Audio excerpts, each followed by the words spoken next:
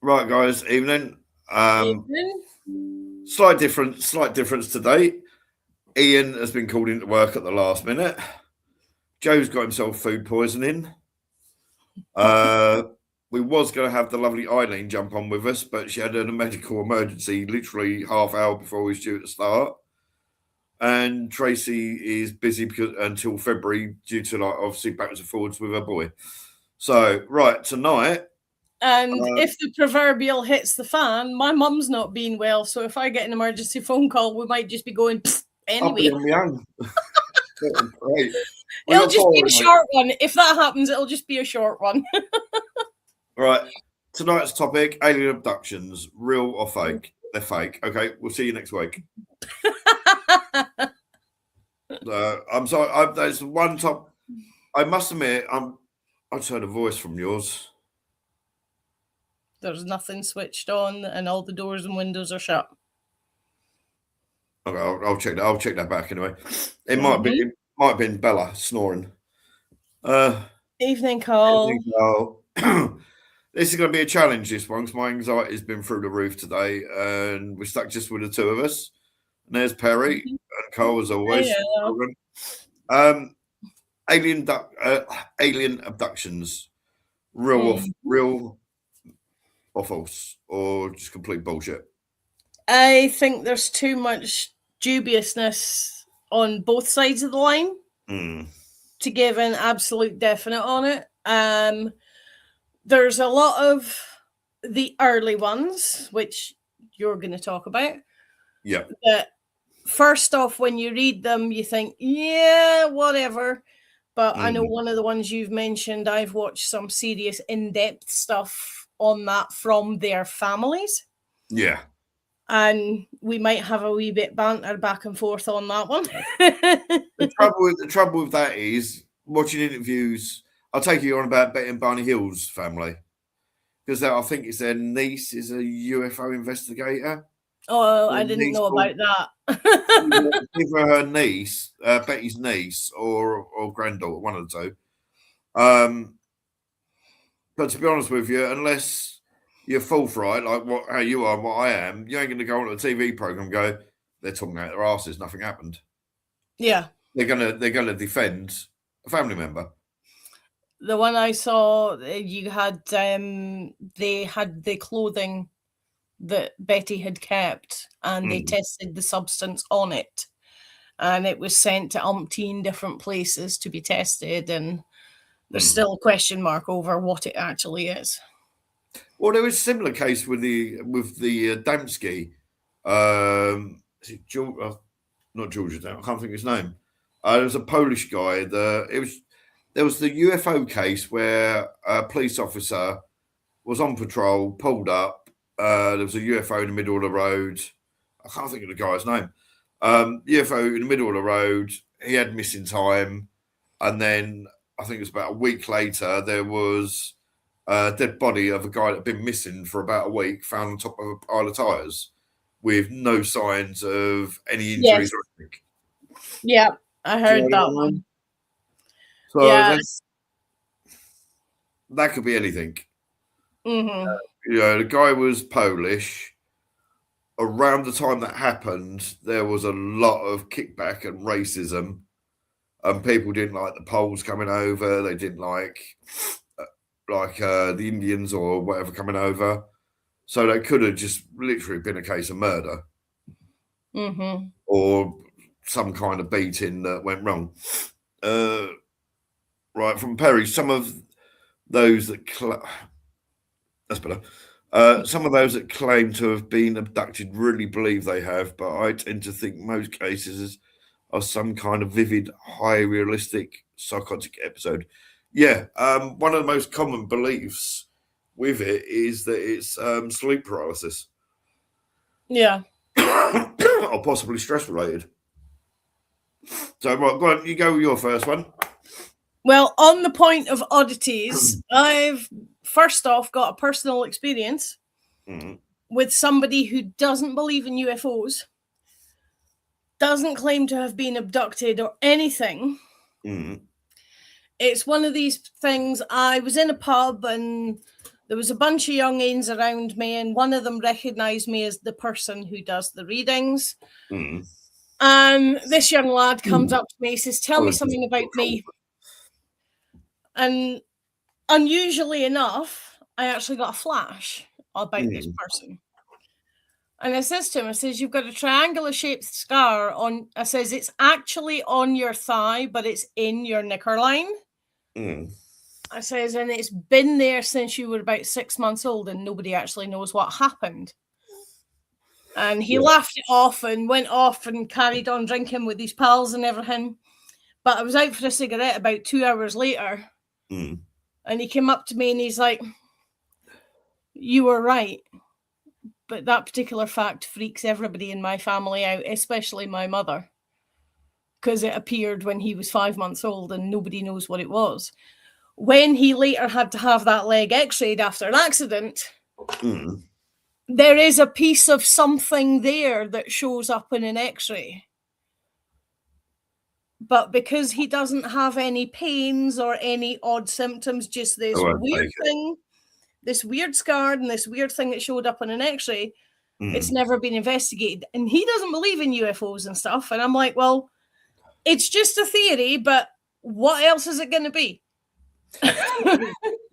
The trouble with that kind of thing is, my real father, one of his brothers, Les, years back in the, I think it was late 60s, early 70s, he had a motorbike accident and grazed up like usual. And things like that. Wanders round, yeah.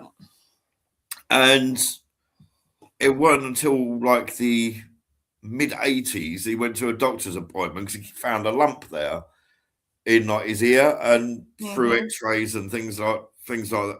No, sorry, what is here? Is it just here? Just behind the ear. And the x-rays, it looks like what these so-called people say implants, for want of a better thing. But it turned out when he'd had the motorbike accident, a piece of the gravel had travelled up through his body and just finally settled there. Yeah. You know, the amount of times I've cut myself and not realised, and I've got to put my foot down and gone, oh, I didn't realise I had a bit of glass or something in my foot. It's easily done. Yeah. So implants, I don't believe in implants at all. It's one of them funny things where you can see these people definitely believe it. But that one just struck me as odd because the scar appeared when he was 5 months old. And it showed up in an x-ray that was taken when he was 22, and he doesn't believe in anything along the weirdy lines at all. Definitely not UFOs. He just sees it written off as an oddity. At that age, it's harder to explain. So at that age, you're not really getting about. You might be, but then again, at 5 months old, you'd probably have been crawling. 5, 6 months old, you'd have been crawling. So it could have easily just been something he caught himself with when he was crawling. But again, with the fact that things migrate around the body, unless it's embedded into the bone structure, it moves. That's why they tell you, shrapnel might not kill you on the day, but it might kill you 20 years later. You know, so why is this thing still in the upper thigh? It's an oddity.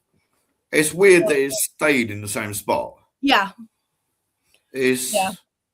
I don't mean alien. No. So, as he says, he doesn't believe in any of it. He just takes it as a random oddity that nobody can explain, and that's that. I find it weird because I don't believe in alien visitation whatsoever. I believe there's aliens out there in somewhere in the universe, but I have zero belief that they've ever visited Earth. I don't believe in the ancient alien stuff or anything. I literally only watch the ancient alien stuff so I can swear at Giorgio. And then I haven't watched that in about 5 or 6 years. I do not believe in alien visitation at all. However, you can't say UFOs do not exist because the American Air Force and Pentagon have released video footage. And loads of people have seen something up there that they don't know what it is. And that is the purest definition of it. I can see it's there. It's definitely there, but I've no clue if it is. Well, it's automatically a UFO just by definition. Doesn't mean it's aliens. Yeah. It could just be a plane you haven't seen before, or Yeah. whatever, you know. And the trouble I find with these UFO sightings and things like that, it's always been filmed on a mashed potato with mashed potato. Yeah. You know, you got I can't do it on this one because it's crap phone. But on phones, you can literally zoom in to the point you can virtually see individual Yeah. boulders on the moon. And UFO that's only 6 feet away. with the night sight on the cameras nowadays on the phones, especially if you got a Pixel or an iPhone or something. Yeah, I mean, it's not IR, it's just magnifying the light that's there, but it still shows you a lot more than you would normally see. So it's a Pixel that I do my astrophotography on, and you've seen some of those. So yeah, but the thing is, it's like you can zoom in and virtually see identical boulders. Some phones actually almost make out the plaques that they've got on there. I've zoomed in on an aircraft carrier and actually seen individual people walking about the deck. Yeah, I could have somebody could have a UFO the other side of my room, and it'd be the most blurred image you can see in your life. Yeah. So you get grandma's cushion in front of the lens. See now, yes, there is aliens here. Alpha Centauri, I think, is the nearest. And with the technology mankind have got nowadays, at minimum, it would take 120,000 years to get there. Yeah. So, and if you take the 120,000 years ago, we would have still been pretty much monkeys. Yeah, and even if they were to set off nowadays, it's the equivalent of a university student going back to visit kindergarten. Yeah. Or a penal colony. The colony. Yeah. I watched so I'll say I don't know why I watch you because I don't believe them, but I will. I'll lay here getting ready to go to sleep and I'll have UFO documentaries on at night. Usually just to think, oh, for God's sake, idiots. But I did watch a science one about it, and someone was saying about the distances. If our sun was the size of a grain of rice, the nearest planet, which would have been Alpha Centauri, if that was the same size, would be 18 miles away from me. Yeah. So that shows you the vastness. You know, if you scale it up, that shows you how vast it is. No one would know that we were here. Yeah. You know, you can walk until we started shooting stuff into the sky in the late 60s. Well, yeah, technically for about 100 years because of radio. There was mouse kids. What's this? Right, we got. Oh yes, I get that, Cole, but we only understand our version of physics. We're only just beginning to get the grips of the quantum stuff. Who knows what tech other worlds might be able to? Well, that's it. Because I do agree with that. Yeah. Even with our kindergarten tech, we know that one of Neptune's moons rains periwinkle crystals. Yes. Instead of rain because of all the volcanic activity that's going on there. The same thing has happened in New Zealand as well due to earthquake activity. I can't think of which one it is as well, but it's one of them in the solar system that rains pure diamond. Yeah, the one that rains pure diamond has, I think it's a mixture of methane and chlorine instead of oxygen and nitrogen. Right, from Perry, wormholes, portals, not physically shifting bulk. Yeah. Really want to believe though. So I follow a lot of science. Would make it easier if the theoretical can be pursued into the practical, but I think we're still a few hundred years off that. There's been a lot. See, I'm as thick as shit. I openly admit I'm as thick as shit. Didn't do very good at school. I've never had a brain my whole life, but I do love watching science stuff. and I do follow a lot of science stuff online. Yeah, Like, but school is only to teach you how to learn. It's not to teach you anything. It's just to teach you how to learn. maybe tell my kids at schools that.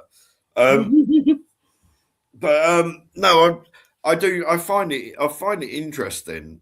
But the thing is say it does take 120,000 years to get to the nearest planet. Well, who's to say they're going to come in this direction? Yeah. You know, they may go. There's multitude of different directions you can go in. It's not just north, Depending east, south, on what kind of atmosphere they've grown up in, they might think that coming this direction is coming too close to the sun. It might be too hot for their particular type of person. Yeah.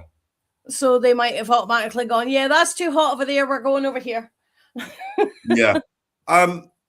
Obviously, one of the most famous. I'll go on to the other one in a minute. Obviously, one of the most famous UFO abduction cases, alleged UFO abduction cases, is the Travis Walton case. It's an interesting story, but to me, it is nothing more than a story. I watched a thing about Travis Walton about a fortnight ago, debunking him, and through his childhood and into his younger teen years and into his early 20s, he was known as a practical joker for pulling pranks. So, it's quite easy. He could have said to his mates, look, I've got a hell of a prank here. We might be able to make some money out of it. They made the film Fire in the Sky, and you can't tell me he didn't get any money out of that. Oh, yeah. Definitely. Actually, out of curiosity, it's a lot of hardship to go through for a prank. So trouble with Travis at the time it happened, he wouldn't have been thinking movie deals and book deals because it's like decades later that came about. I'm just curious on his net on something. Let me have a look. Well, from Fire in the Sky, and with all the books that he's released and all the interviews and all that he's done, Travis Walton is estimated to be worth $75 million. Yeah, most of which has only come about in the last 20 years, I would say. But I don't know. But it's the fact that he was a known practical joker. Yeah. Yeah, I can see why that would put doubt in your mind. Yeah. Also, the fact he's had one positive polygraph, one negative polygraph, and two, I think it was, that were inconclusive. But if you look at court records, all polygraphs are inconclusive because we now know you can fake them with the slightest little thing. I don't know how true it is, but I looked up about this was like last year. I looked up about polygraphs, see like the reliability in that, and allegedly, as the question's being asked of the person, if they tighten their anal sphincter and then answer, even if they're lying, it comes up as a true.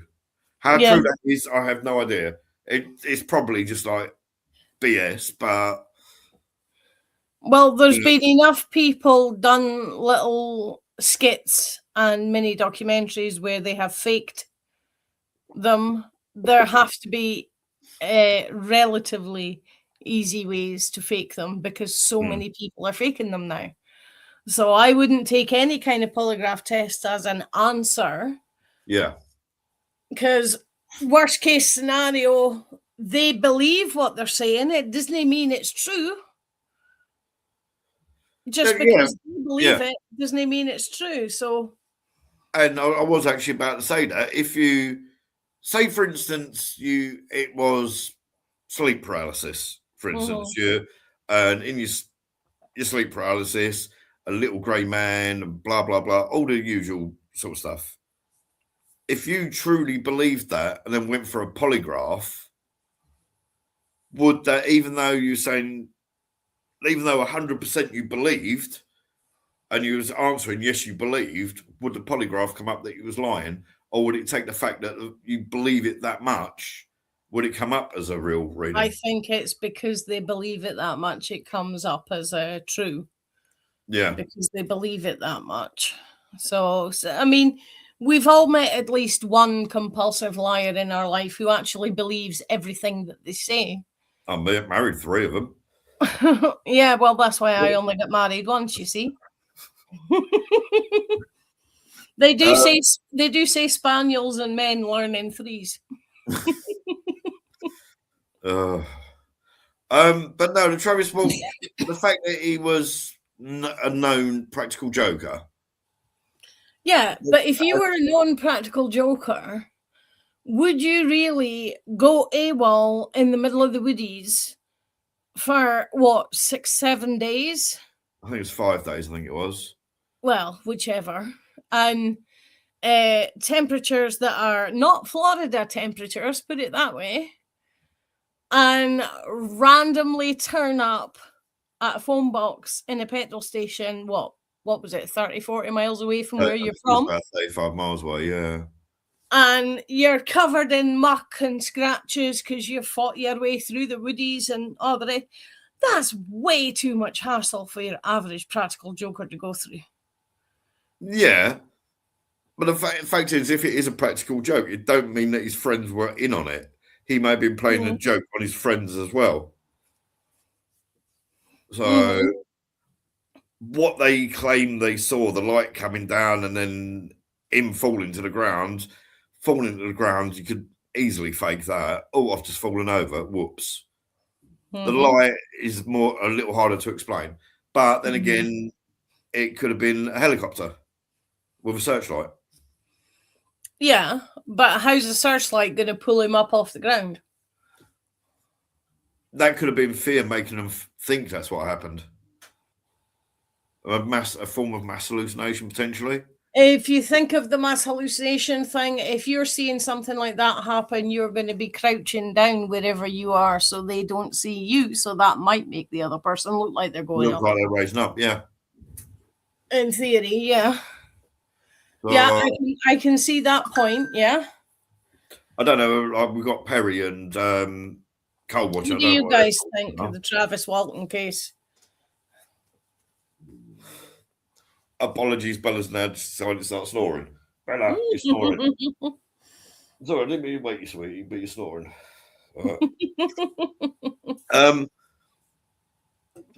I'd like to think it would be nice if, like you see on me wallpaper, my favourite all-time film. It would be nice to think that there is something out there. If science ever proved it, it'd be amazing to find out, oh, yes, we've found a planet X amount of light years away and there is actually life and civilization and cars and this sort of stuff on there. But it would not benefit human beings whatsoever. I like the idea from the AI movie. It's been a long time since I've seen that. They do come to visit, but they effectively come as archaeologists 3,000 years after the Earth has been destroyed and turned to a ball of ice after a nuclear winter. And they cut the little AI boy. They cut him out of the ice because he's still shown signs of being repairable. And they lift, because he's digital AI, they lift memories from him about his mum and his dad and what life was like. And effectively, they've come as archaeologists. I do like that idea. That's an interesting theory, yeah. Right, so you said you had some videos. Yes, let me see if I can bring it back up again. You may have to download it to post it. I'm really not sure. Oh, here we go. If worst comes to worst, I'll just screen share. Yeah. I'm not too up to Travis Walton, but if he was a skilled practical joker, allegedly he was, that would definitely throw huge doubt on his story. Yeah, exactly. This is my point. Exactly. Right. We have. I should have actually saved that video over Stonehenge from last week for this one, but I deleted it. Well, I won't subject you to the 40-minute long alien video, but that doesn't include abduction. But this one, if we can get close, The one thing, I'll mention it after we've seen this. There's a thought I've just had. But no, actually, I will mention it now. If you look at the stories of alien abductions nowadays and the things that go on, they are very similar to hundreds, if not thousands of years ago when alleged angels came down and took people up into the heavens. Yeah. So is alien abduction just the more modern version of what people thought were angels back then?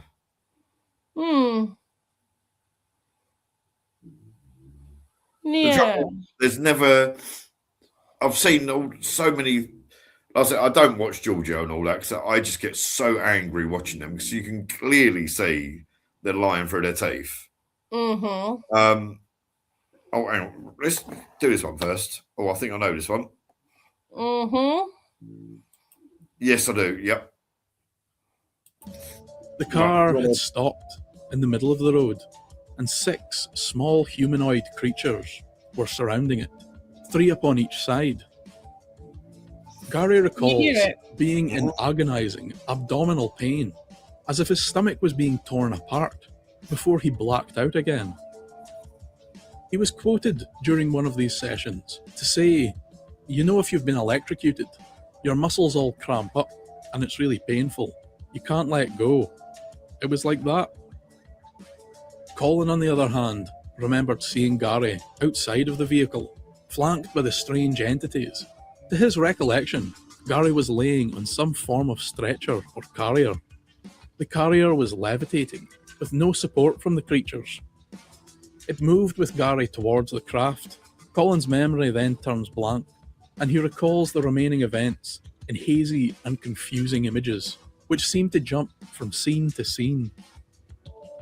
He remembers walking into the dazzlingly bright craft, being led, as it were, by one of the humanoids. He was in a circular corridor, and entered what he said was a distinctive room.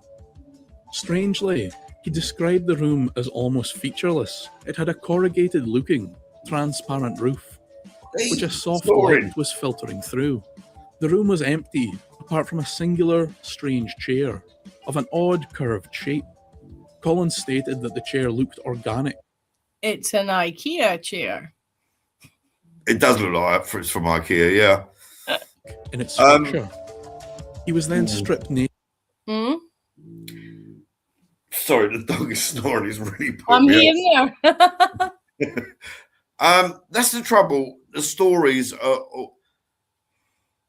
are almost always identical.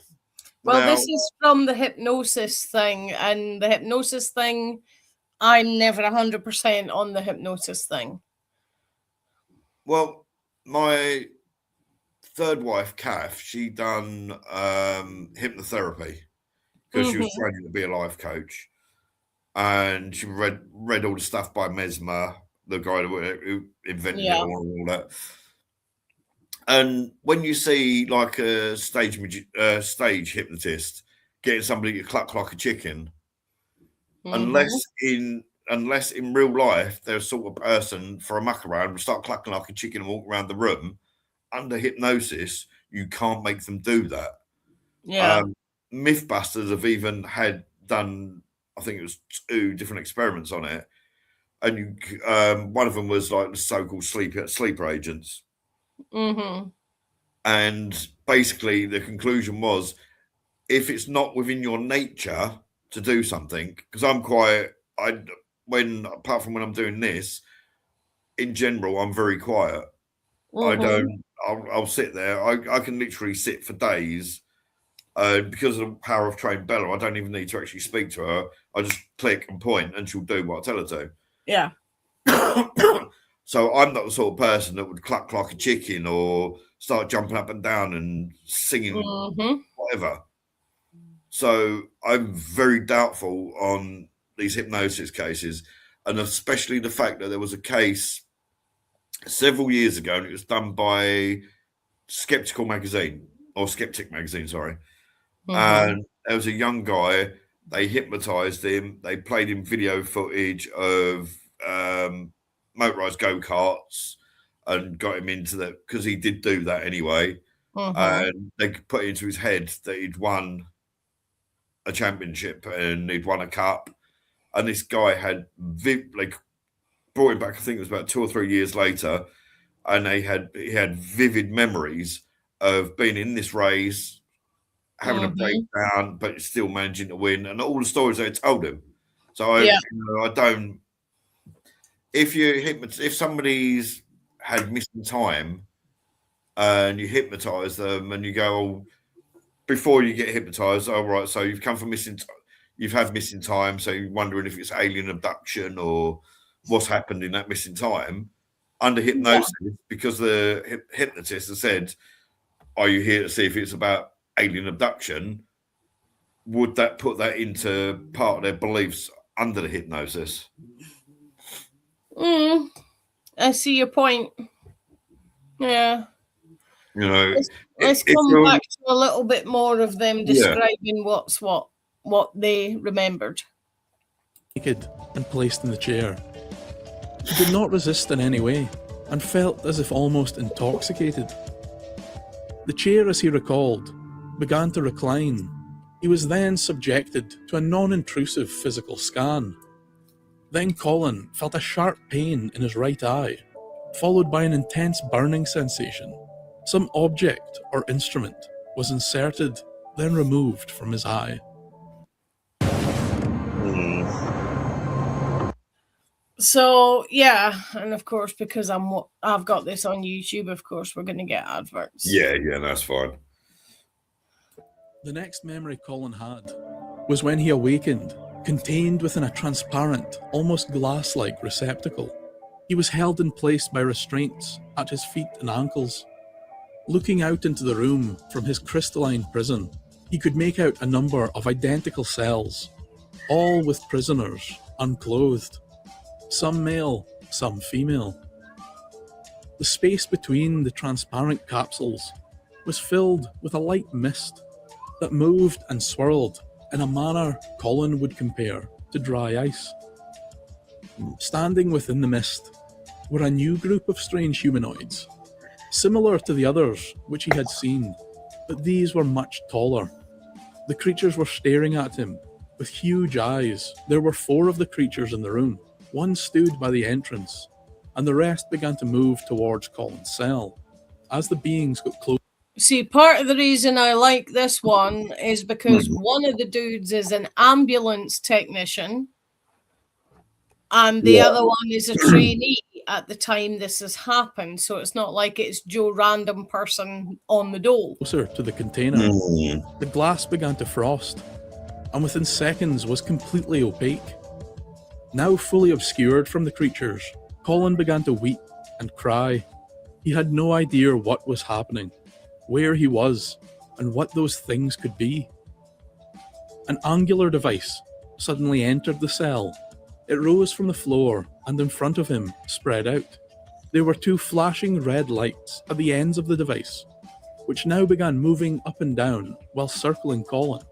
The device appeared to be scanning him, but for what purpose? He was unsure. Gary did not seem quite as susceptible to the hypnotic regression as Colin to begin with, but as the sessions continued, Gary's memory and recall showed drastic improvement. Gary described laying with his back upon some kind of table. His clothes were removed, and he was restrained. The room was similar to that which Colin described earlier. One key difference was a large, strange lens object, which was in the center of the room. The object had extraordinary properties. and would twist and fold in itself in a seemingly infinite loop. Gary suggested that it reminded him Now, of a to me, that Mobius sounds like strip an LSD or trip. fractal. Emitting from the object was an omnipresent panning sound, similar to white noise. It was at this moment Gary's attention was suddenly drawn to the long, thin, semi-translucent arm outstretched over his chest. As the cold, alien fingers lowered slowly onto Gary's shoulder, he was torn from his hypnotic state, screaming as his convulsing body fell to the floor. As you can imagine, this was quite traumatic. It took some time before he returned to the hypnosis sessions, but return he would, and with another incomprehensible memory. Gary recalls standing in a large empty room when a hole opened in the floor in front of him. It was filled with a viscous gel-like liquid. Next to the pool, a 3-foot column raised from the metallic floor. A segment of the column extended and rose further from the main body until it reached eye level with Gary. At the tip of the column were 2 glowing red dots. It was at this time Gary would hear the sound of something mechanical beginning to operate. It spun up like an electric motor.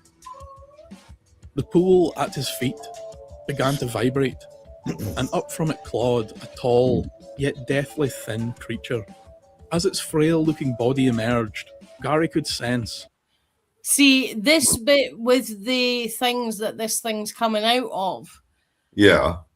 I'm getting flashbacks to Stargate and Apophis with this bit.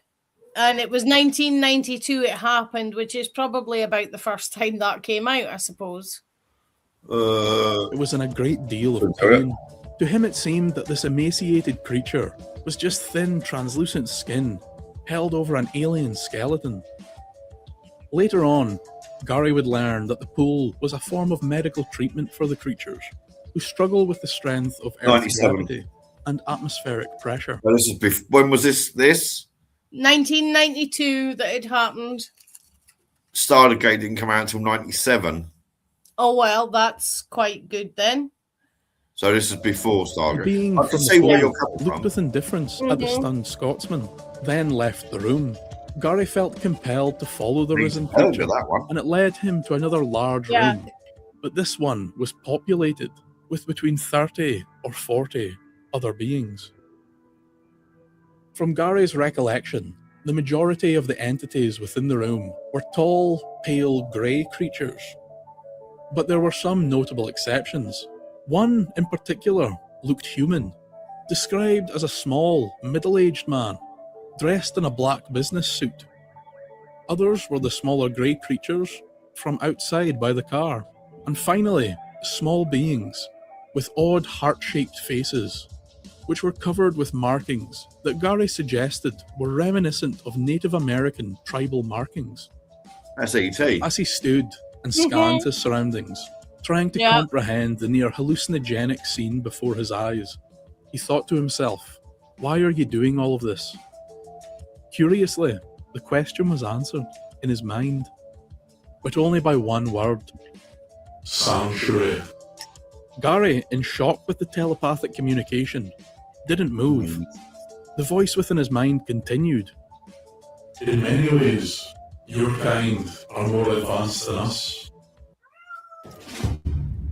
All right, Fred, you're not going out, mate. Advert. Yeah, no, you're right. We've been capped. Our existence is much like your own.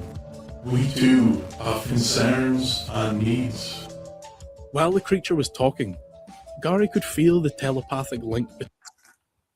I'm just going to get to the end of this little bit and then I'll take it off. Yeah. Between them, he could see fragments of another life within his mind, the life of the creature. This connection seemed to pass information between both parties. It was from this that Gary gained a greater understanding of what the being had said.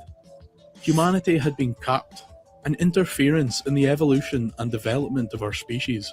Psychologically and physically, humanity had been repressed. The aim of this repression was to decrease the threat that humanity posed to the other life forms in the universe. And I'm going to pause that there. And what do we think of that?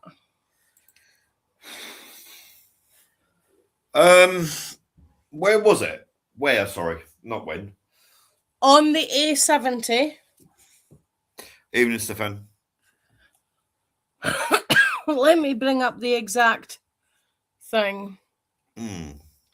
Their van was ambushed by a flying saucer on the A70, which is a main road down Glasgow, Edinburgh kind of level. It's not quite borders. Well, the fact it's in Scotland, I've got a funny feeling there was a lot of alcohol and drugs involved in that situation.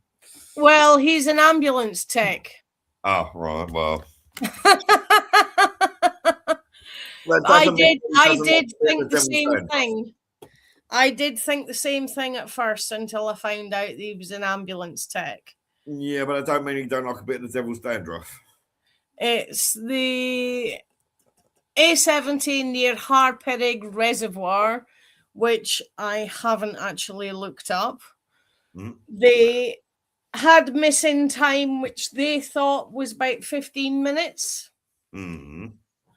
But when they got to where they were going, it was an hour and a half to 2 hours. So... Stefan said, so has access to some interesting meds. Possibly.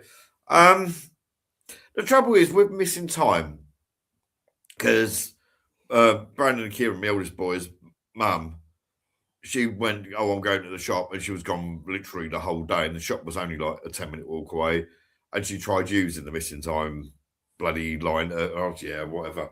But no, the missing time, I'm not sure of that. If aliens have got the ability... There's a little bit more to add, really. It was investigated by the MOD. Gary was a 33-year-old ambulance tech from Edinburgh, was driving to South Lanarkshire accompanied by his 25-year-old friend, Colin. The classified documents were released in 2012 when this newspaper article was done. He was driving along the A70 when the object dropped a curtain of white light in front of the vehicle. His friend blacked out for what seemed like 10 to 15 seconds. He thought he had died.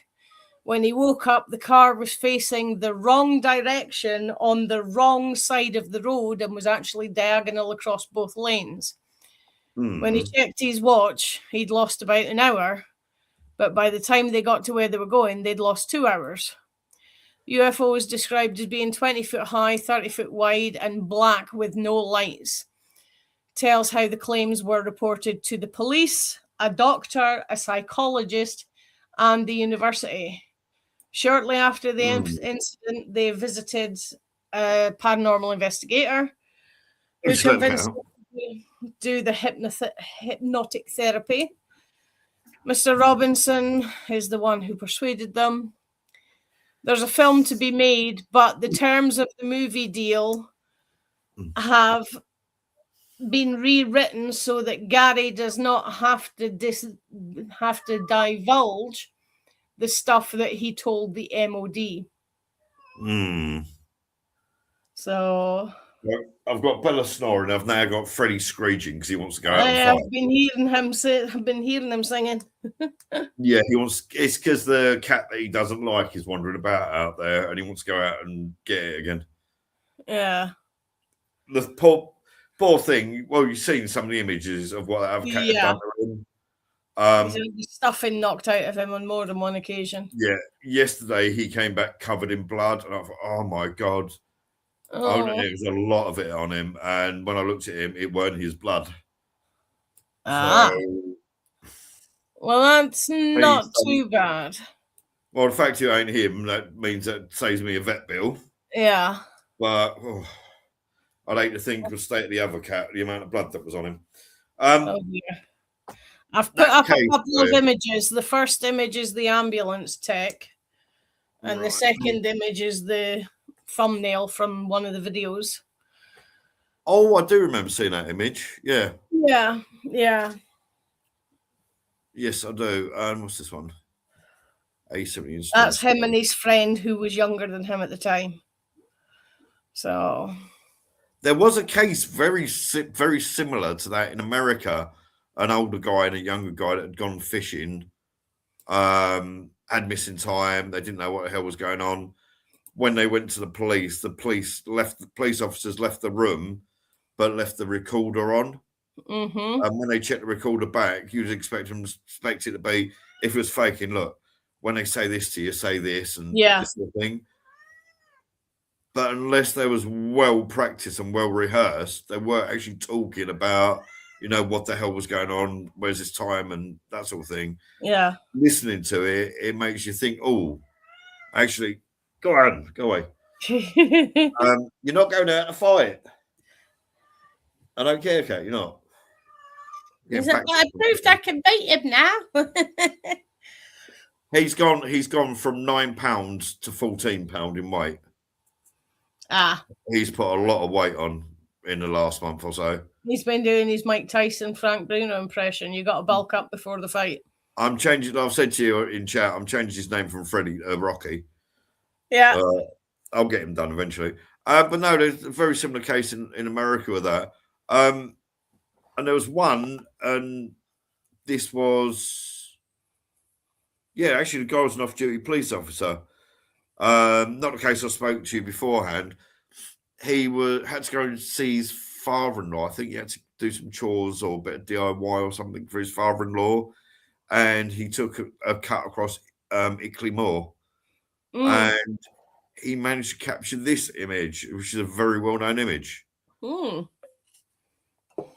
But that could be one of our dudes from the first moon landing looking at the get-up. Yeah. Because you've got the fish bowl. I'll give it credit that it was, I think it was in the 80s or 90s this happened, so cameras wouldn't have been particularly good. That's good, yeah. But as I said to you could, before we came on here, I was saying to Linda, phones nowadays, you can zoom in to the moon and you can actually see the plates that they put on the moon to shoot the laser beams at to judge the distances. Yeah. And it's spot on clarity, that like you could actually touch it. Yet something like this, an alien, could be 3 foot away from you. And even with modern technology, the phones you have nowadays, this is the kind of image you get now. This is like why I have no credibility to it. I mean, just as a thing with image, just as an experiment, right? So there's over behind me. Yeah. If I go to maximum zoom, you can have a proper look at the individual stitches. Yeah. My big tree that I've made. And that's just on a normal. Yeah. That's not even on night setting. Yeah. So. So yeah, it makes me wonder, why is it with technology as good as it is starting to get nowadays? Why is it's always like somebody's used mashed potato to take the photograph? And if they can spend X number of millions to put equipment on the moon, why has it got a shit camera? Yeah. Yeah. One I will pop up is this gentleman. Nick, lovely Nick himself. I'd love to meet this guy. I really would. I've not met him, but I've met some of his colleagues. What we got here, Stefan. Imagine beings made up of some form of energy similar to ghosts. Fast travel would be much easier for one. Mm-hmm. Yeah, essentially. The only reason I bring up Nick, obviously, he run the UFO department for the MOD. Yeah. For, I think, what, 20 Very years long or time, yeah. whatever it was. There was a quote. He had to spend most of his career saying no, but now he's past his silence limits. He can talk about some things, but not others. Yeah, because there's still stuff that yes, yeah, non-disclosure still. But there was a comment that he made. I it weren't. Was it on TV or read it? No, I read it thinking about it. And he said, when I started at the MOD, I didn't know anything about UFOs and aliens. I didn't know if they were real or not, but now I know the truth. Yeah. Take Which that as could you be will. taken either way. Yeah, it can be taken as I know for 100% that they're not real, when it's like Russia building a new aeroplane, or America trying a new missile out, or Kim Jong doing whatever he wants to do. Like I said, with us, when everybody was seeing the black triangle around here in the 80s, and then, oh, look, the new stealth bomber. Yeah, we've been watching it for the last 5 years. Yeah. Well, talking of triangles, here's this one. Mm-hmm. From the Belgian UFO wave. Ah. Now, yes, there's a hell of a lot of reports been done about the Belgian UFO wave. Police reports, army reports, individual Joe blogs on the street reports. And this is the most famous image from it. Mm-hmm. Only problem is that the person that took this photograph admitted to faking it. Oh. It was styrofoam with a couple of tea lights pushed into the bottom of it. He hung it from a tree in his garden, laid down on the floor, and deliberately took the picture blurred. Yeah, people like the lovely Giorgio. But if that was tea lights hanging upside down, he's getting wax dripping on his camera and his face. Well, you can get the fake tea lights, can't you, with the plastic flame? I've got some myself. Or maybe he's into the dripping wax thing. Well, it was from Belgium, so you never know. But that is the most famous UFO case, but I don't know of any alleged abductions around that time. So I've got one image that a lot of people tried to debunk for years. Going out to fight, Freddie. Yeah, he's woke Madam up. Well, else up now. Right, where are we? He's sulking. So these are different variations. Yes, I know, a very well-known image. Yeah. Yeah. I'm looking for the other one with the. I do believe, actually, I'm sure in the X-Files as well, Fox Mulder had this in his office. Can't really see it in his office. Now, the trouble with this, from my point of view, the trouble with this one is that's only a reproduction of the image. The alleged real image was sent to a newspaper.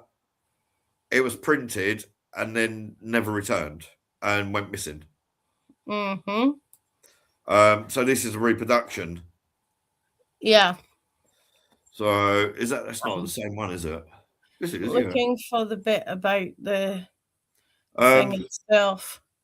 But the thing is, if there was a UFO that size, that is some size compared to that Harrier jump jet ain't gonna do stuff all against that size.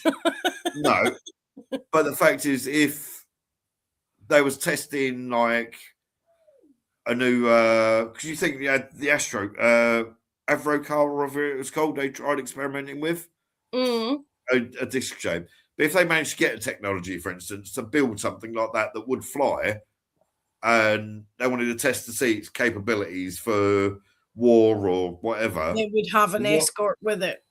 It would have an escort with it, but they wouldn't do it where you've got hill walkers and fell walkers. Yeah, you wouldn't have an escort with one plane either. It would have at least two, probably four.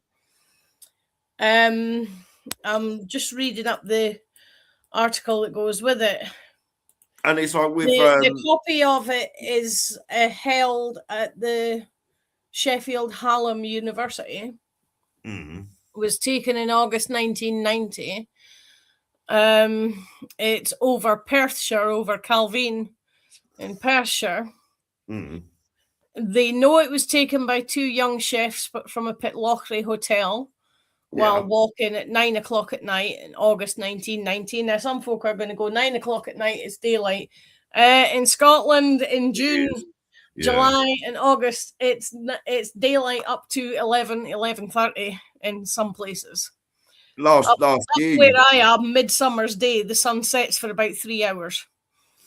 Yeah, last year you'd gone down the pub and you'd done a little live, and as you come out of the pub, it was like early hours of the morning. It's still 1:45, and it was still daylight. Yeah. According to the account that they gave the MOD representative, the craft made no sound, left no smoke trails, appeared to be hovering. They watched as the Harrier flew around it. They took 6 photos of the object before it flew away vertically, disappearing at great speed.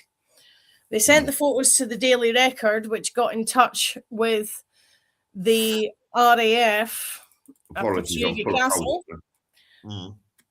After the paper sent him copies of the photos, he contacted his bosses in London, spoke to the men who witnessed it, filed the details, and moved on. The newspaper never ran the story and never published the photos. Later that year, while on a routine visit to the MOD in Whitehall, Craig saw a copy of the photo on display in one of the rooms. He opened the door. That was the Pope's room. And apparently he was in there one day and his head of department came walking in, took it, and just left him sat there like flabbergasted. Yeah. He's put on here, opened the door, facing me on the wall was a big poster-sized print. I made some remark about, oh, crikey, you guys are taking this one seriously now. And we got talking and they produced prints of the other 6 photos. After that, I waited to see what was going to happen. London said they'd sent it off to specialists, and gradually I forgot about the thing. It just went out of my mind. He came across a reference to the Calveen sighting 6 years later in Nick Pope's book, Open Skies, Closed Minds. Which I used to have a copy of. Until the cat pulled all over it. He wrote, Calveen report remains one of the most intriguing cases in the MOD's files. The conclusions, however, are depressingly familiar. Object unexplained, case closed, no further action. Now, when you've got a photo that good, that is quite depressing, but basically that's the MOD all over, really. And like I said, that actual image there itself is a reproduction of the original image. So the actual known images have done disappearing acts. Yeah. So, which is a regular heard of thing. Right, I forgot to get the image up. 2 seconds, I'll quickly get it. If I can remember how to spell the name.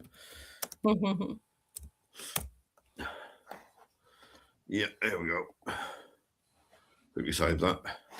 Because everything was up in the air, I didn't actually get all the images I wanted to get, unfortunately. So hopefully Joe's not too bad, bless him. Right.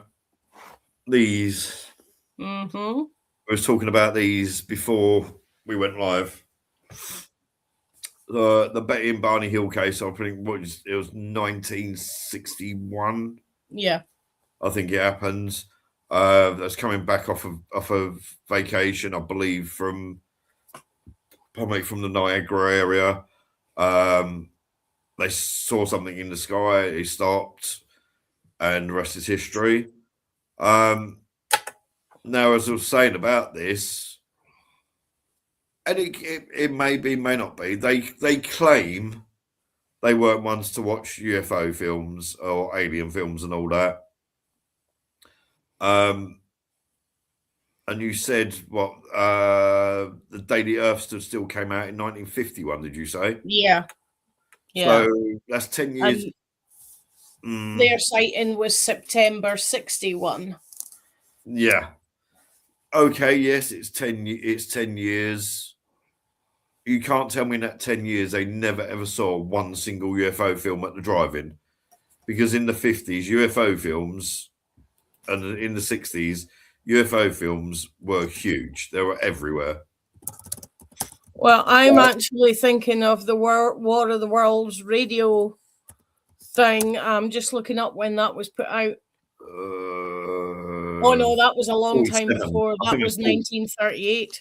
I was 30. Yeah, I thought it was 47. Yeah, so I'm not sure what year. They wouldn't have been able to remember that far back.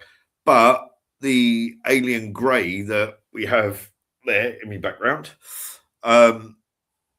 Betty and Barney Hill are the ones that seem, from what I've researched, Betty and Barney Hill seem to be the people that made that image popular. Mm-hmm. It had been, similar images had been used previously a few times, but it was from Betty and Barney Hill through to Steven Spielberg and Close Encounters that this image became part and parcel of the UFO field. Yeah. Now,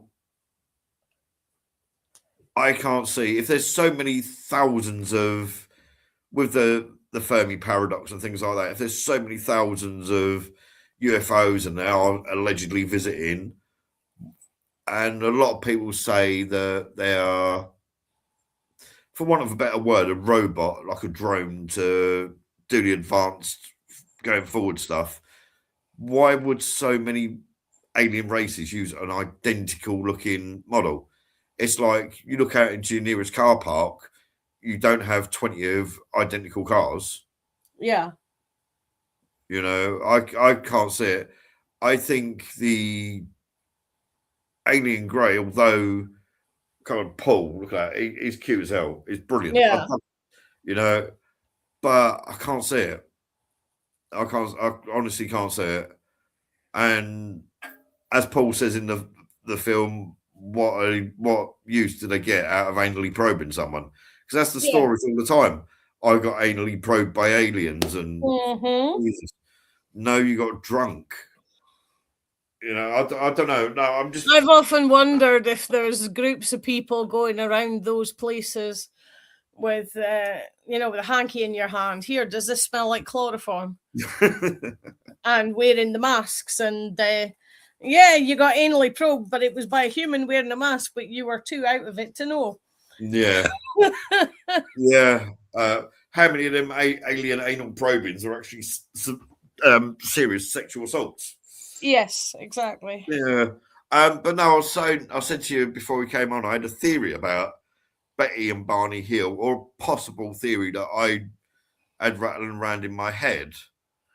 Now, back in the 50s and early 60s, it was really frowned upon for mixed race couples. Oh, yeah, definitely. Extremely, to the point that often the person of colour would vanish.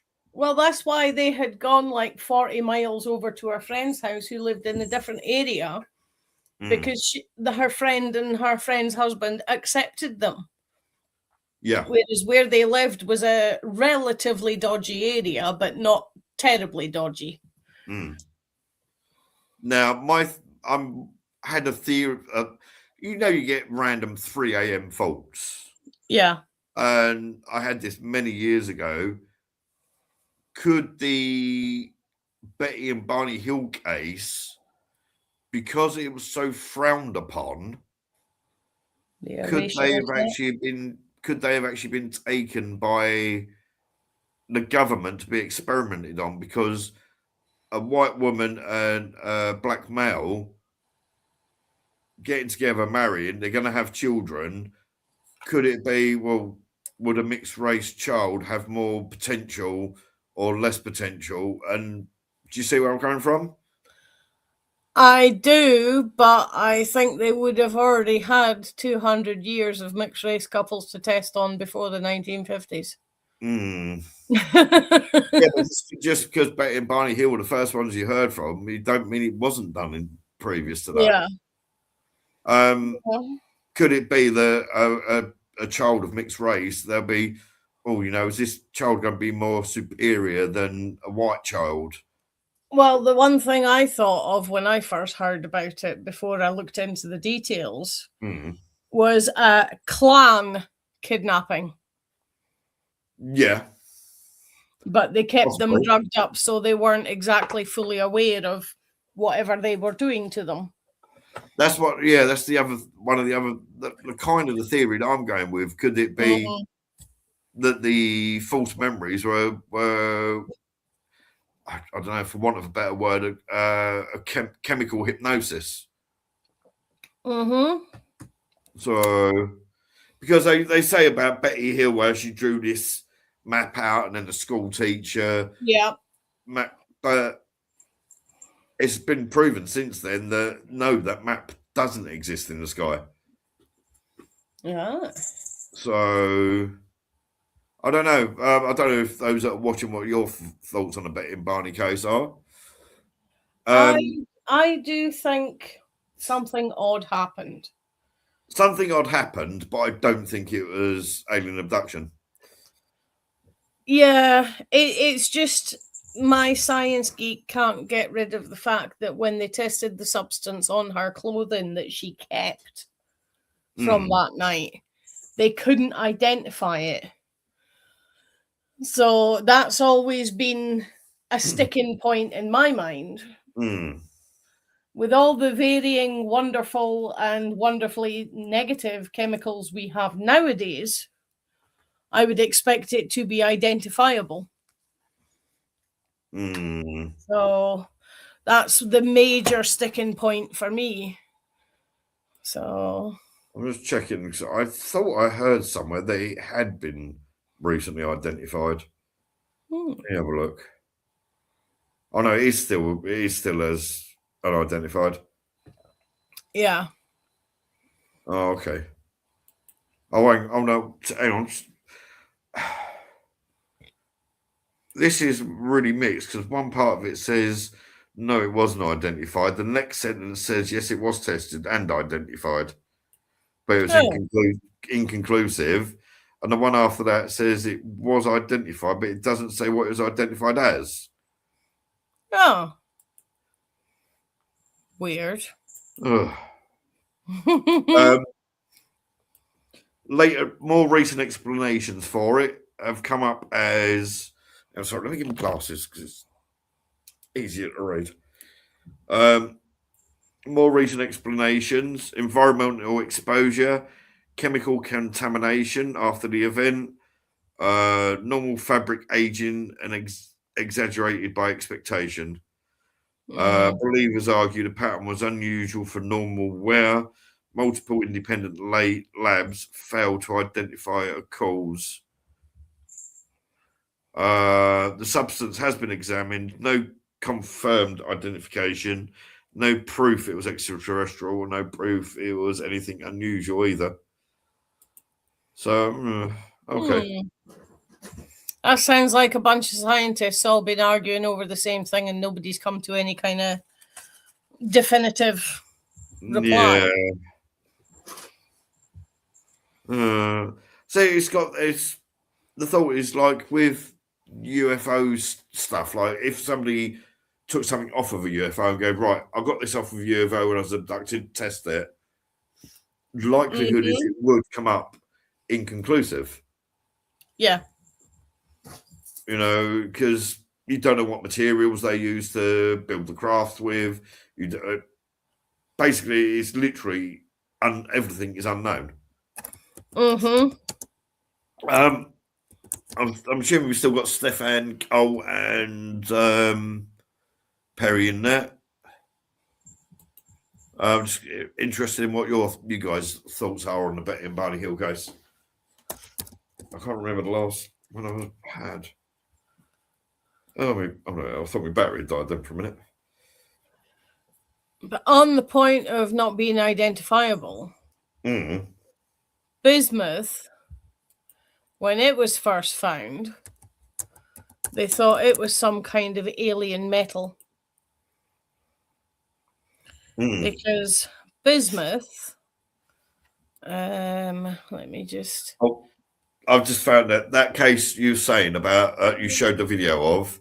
I said Yeah. about those in America. It's the Pascagoula, Hickson and Parker case. So, oh yeah, the Antonio Villas-Boas case as well. We'll touch on that briefly. Yeah, when Bismuth, when they first came across bismuth, they thought it was some kind of alien thing, but it is a crystal naturally found on Earth, and I've just put an image in there. Oh, that's freaky. You see why people thought it was some kind of weird alien thing? Yeah. Yeah, definitely. It's a natural thing. And it has many, many forms. It's an amazing one to get. So, and they're rare and they're expensive. I bet they are. But everybody's like, oh, they're aliens. It's alien stuff. You know, and some of the images are just amazing. I've just found a nice big chunk for you to see. That somebody's put on display in their living room. Holy shit. Wow. That is impressive. Yeah. That is extreme. And don't look small either, that. No, you can see the size of the rubber tree leaves next to it. Yeah. That is impressive. So that's like something from a film. That is interesting. That is phenomenal. And what's that called? Bismuth. Never ever heard of it. Never heard of it. But that is phenomenal looking. Right, there's one here. I found one that's partially natural state, partially grown. Is it going to let me take the picture down? Right, what we got? No, it's not going to let me take it down. Perry, yep, I was distracted by cloud for a little while there. Yeah, Freddie winds everyone up. Yeah. Oh, he's loving, really. You've seen some of the images of him and Bella and videos of him and Bella. They absolutely are. She's terrified of DK. I'm scared of him as well. He's getting really aggressive. But Freddie and Bella, they lay there cuddling each other and playing each other. It's just so sweet. Not exactly UFO related as such, and nothing to do with abductions. But this is actually the dagger owned by the very famous King Tutankhamun. That's King Tut's actual knife. And when it was tested, it was found to be made from meteorites. Yep. So first time I've actually seen an image of it. It's phenomenal. It looks amazing. And that's what, 2,500 year old. It looks it's stunning. But see, it's the kind of thing that you're going to attempt to melt down and make something for your god king, because it has come from the gods. From the it fell gods, out of the sky. Yeah. So it's this is like what, supposed to go to the king, who's the demigod. Can't remember if it's before the live or during the live. I was saying the stories are so similar on alien abduction as the stories of years gone by of angel visitation. Yeah. And on the point of alien descriptions, look at King Tut's parents. Is it Akhenaten? Was his mother? Yeah, I think so. My history of Egypt, because of my brain, it goes in, I find it interesting, and then it goes straight back out again. So Akhenaten. Yeah. is allegedly one of the ancient aliens. Now, you look at any sculpture of Akhenaten and look at that face. He's nae Egyptian, that's for sure. It doesn't look Egyptian, no. And on the statues, the full-size statues of him, he has a strange pregnant belly and a sway back. Okay. I'm trying to upload one just now. So I can see why people say he's one of these ancient aliens. I mean, look at those hips. That's a woman's. The bottom half is a woman. Yeah. You know? Yeah. But back then, even nowadays, in some parts of Africa, which obviously Egypt is part of Africa, men looking feminine forget the rest of the world and what men are feminine. But men looking feminine is actually thought of as being very virile, and they're going to give you good children, and they're going to be wealthy. Akhenaten is the one who changed the entire Egyptian religion.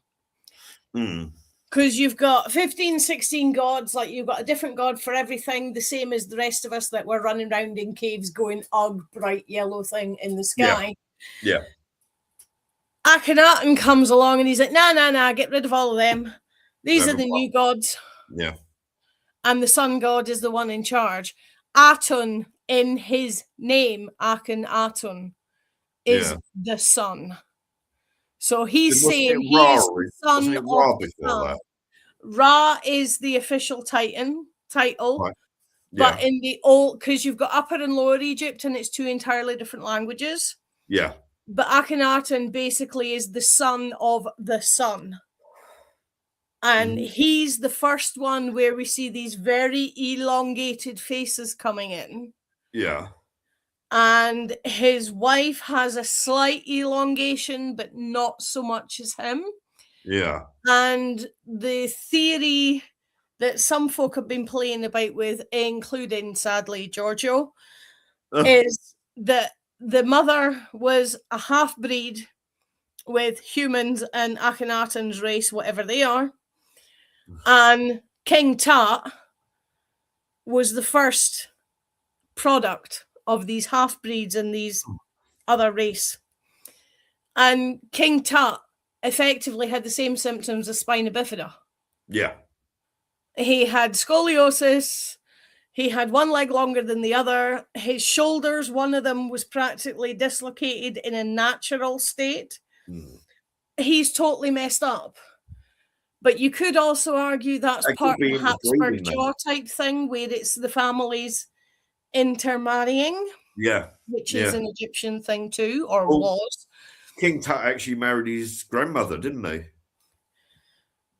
I don't know about grandmother, but I know one of his aunts was suggested, and he ended up marrying a cousin, first cousin. But it was considered entirely natural to have a sister wife. Yeah. Which usually was your sister. And that could, it's obviously back then they wouldn't have known, but nowadays we know that can cause a lot of problems. Yeah, because it's like the ancient Romans and ancient Greeks. It's like protecting the royal bloodline. You have to marry your cousin. And it's like, we're going to have a kid with 6 legs and no arms. Yeah. So you didn't know that. I've got to watch Fackham Hall again. That was just so funny, and that was about cousins marrying us. Yeah, hilarious. Absolutely. I like Jimmy Carr anyway. All right, you got any others? I do. I have another Scots one. They call it the Dechmont incident. Let me put some images in, and you can take your pick what you're putting up when. I don't ring a bell. Once you start saying it, might ring a bell. Yeah. But there's one. Oh, so bunged up in a minute, full of cold. I still came on for you lot. Let's have a look, see. And Oh. finally, we have a No, I don't think drawing I do know this one. of where it happened. So Not this sure. one is about 40 years ago, 1979. Forestry worker Robert Bob Taylor reported a flying dome in a forest clearing in Livingston. Yeah. He claimed smaller spiked spheres rolled towards him and attempted to drag him towards the larger craft. This case is unique as it remains the only UFO sighting in the UK to be the subject of a criminal investigation by the police, who treated the rips in Taylor's clothing as evidence of an assault. So, then I found a newspaper article from 2019. Sorry, the dog's decided just to drop her guts. Oh, God. Oh. Bob Taylor took his dog for a walk in the woodland near Deans in Livingston. He did not expect the next few hours would generate headlines around the world as police launched an investigation into his possible abduction by aliens. The hypothetical causes of what became one of the world's most mysterious and notorious flying saucer sightings involve everything from hallucinatory berries and stellar mirages to an obscure type of lightning and even anti-tank helicopters. Mm-hmm. After 40 years of research, Malcolm Robinson, that name again, however, is certain the most outlandish remains the most likely. Malcolm is a paranormal investigator who spent 4 decades scrutinizing this account. He believes there was indeed a visitation from another planet. The Decmont Woods incident on November 9th, 1979 led to a small village in West Lothian being dubbed the Twilight Zone after Bob reported seeing a large flying dome hovering above the forest floor. Mm-hmm. He described it as being made from a dark metallic material with a rough texture. In one of the videos, he's like, it looked like sandpaper. It was a lot harder. Mm-hmm. Also, I'm getting distracted because down here, one of Aussie's crickets has got out. He's jumping around at my feet and it's distracting me. Jesus. Also had an outer rim with small propellers. As he approached it, 2 spheres dropped down and started forcefully dragging him towards the dome. Their protruding spikes hooking onto his trousers, and after smelling a strong acid scent, he described being choked and eventually losing consciousness. When he came round, he was lying face down on the grass with his dog nearby, although the strange objects had disappeared. He found that he couldn't speak and his legs hurt. When he returned home, his wife was concerned at the state he was in. He was disheveled and his clothes were all torn. Police were contacted, found strange marks in the soil beneath where the craft was said to have been hovering. They also determined it was likely his clothes had been ripped by a sharp upward pull. They would later record the matter as an assault, and the alien abduction claims were ridiculed by many, but not Malcolm, the investigator, who grew up in Tullibody, Clackmannanshire. In his 7th book, we can see why Malcolm's involved. He now lives in Hastings, analyses the theories presented over the decades to explain what happened. Mysteries are there to be solved, not ignored, and this case is certainly a mysterious one. From black ball lightning, which occurs during thunderstorms, and seeing a mirage of the planet Venus, to remote anti-tank helicopters, wheelbarrow bombs, and earth lights causing a strain on the Earth's crust, fellow ufologists, astronomers, theorists, authors, scientists, and researchers have hypothesized about Bob's experience. There are suggestions that Bob, who died in 2007, could have hallucinated from eating wild berries from illness, or that the whole thing was a hoax. Now, eating wild berries. One of the earlier articles, it tells you he's a Forestry Commission worker. He's going to know what berries he can and can't eat. Yeah, in theory you should. Yeah. Yeah. Deep down, Malcolm, who will never... It's more about Malcolm than the dude. Deep down, Malcolm, who will give a talk in Dean's on the anniversary, strongly believes the most credible explanation is alien life. As a man who's spoken to hundreds of UFO witnesses over many years, none have convinced me so much as Bob Taylor.